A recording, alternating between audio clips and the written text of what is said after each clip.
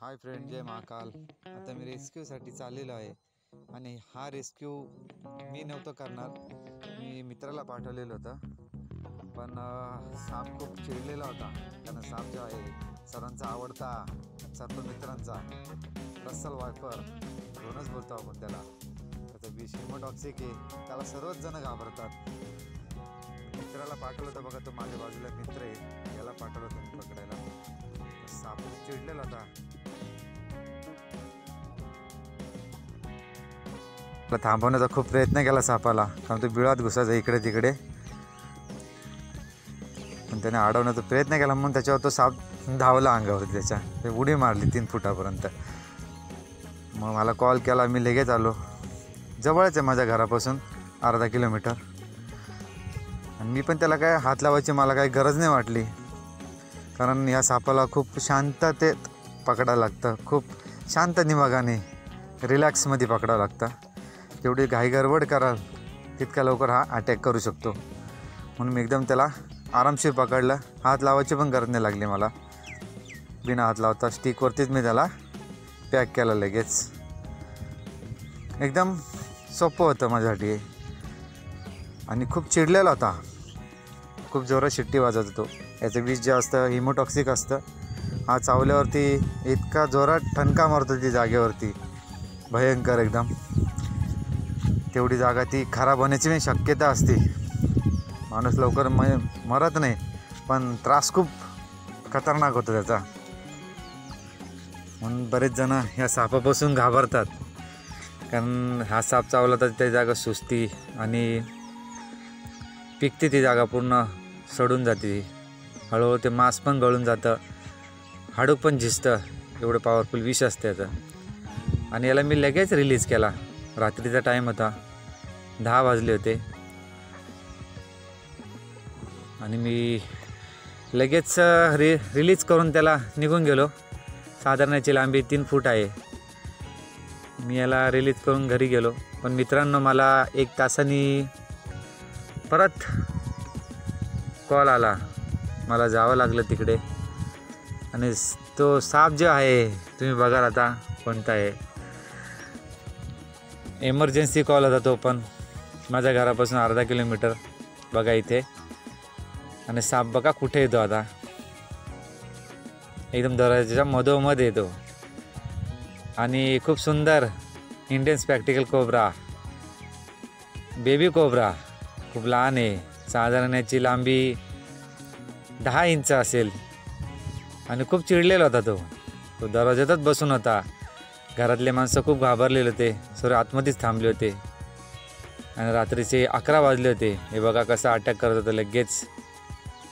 आणि आपण बोलतो लहान साप आहे, चावल्यावर काय होणार नाही, म्हणून यांना पण विष असतं. उलट यांचं विष लवकर आपल्या शरीरात ट्रान्सफर होतं, कारण ते चावल्यावरती सोडत नाही लवकर.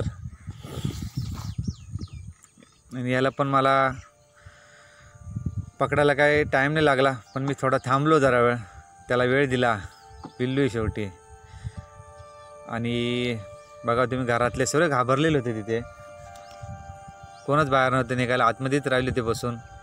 ते बोलत होते की लवकर या, साप दरवाजामध्ये फणा करून, आम्हाला बाहेर निघता नाही येत. सर्वजण घाबरलेले आहेत. मी लगेच निघालो. आणि साप जो फणा करून बसले होता, मला वाटले की मोठा आहे की काय, पण छोटा आहे. पण जीव घेऊ शकतो तो, इतकी त्याच्यात पॉवर आहे. बघा तुम्ही, त्याची डिझाईन किती छान आहे आणि खूप सुंदर आहे. ॲक्टिव्ह आहे, रागिष्ट आहे खूप. याचं विष न्यूरोटॉक्सिक असतं. हा चावल्यावरती ती जागा सुजत नाही, जास्त करून सडत नाही अशी, पण माणूस मरतो एवढं नक्की. आणि असे साप घरामध्ये निघाले तर नक्कीच कॉल करून बोला सर्पमित्राला. आणि हा एकच साप नसेल तिथं, हे पिल्लू म्हटलं तर अजूक 20-25 साप तिथं असू शकतात असे पिल्लं. कारण मला तिथे एक कॉल आला होता पहिले पण 2 महिन्यापूर्वी नागासाठी. त्यांच्या घरात नाग होता मोठा, पण तो भेटला नाही मला. कदाचित ते त्याचेच पिल्लं असतील. नाग नागिनची जोडी असू शकते तिथं तेवढ्या भागात. म्हणून मोठे साप पकडणं खूप गरजेचं असतं,